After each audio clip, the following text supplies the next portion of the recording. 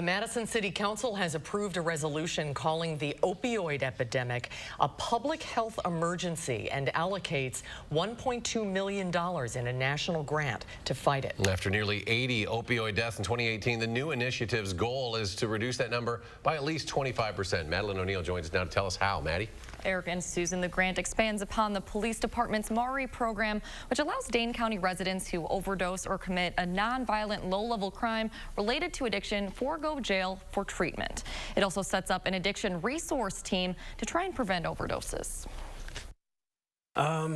So in my position, I didn't have anywhere to turn. 10 years ago, Kurt Stapleton was caught in an addiction that began with a simple surgery. So I didn't reach out to anybody, and my cry for help was, unfortunately robbing a pharmacy to get the painkillers that I was addicted to. Now, 10 years clean. Life is a journey, and I never thought I would be where I am today. Stapleton, as a recovery coach for Safe Communities, wants to lend a helping hand to others before they get to that point. It's more proactive work instead of just waiting for an overdose to happen. It's people like Stapleton that Officer Bernie Albright says can really push those dealing with addiction in the right direction.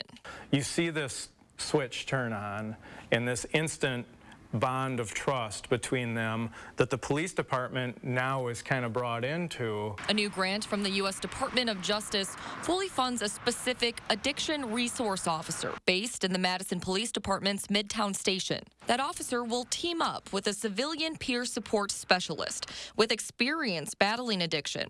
Together, they'll proactively connect community members with resources. It's really a great way to get people into a life of recovery. Albright says although it's still a big issue, local numbers related to the opioid epidemic are finally turning around. Stapleton says that progress comes from shining a spotlight on the issue and ways those feeling stuck can get help moving forward.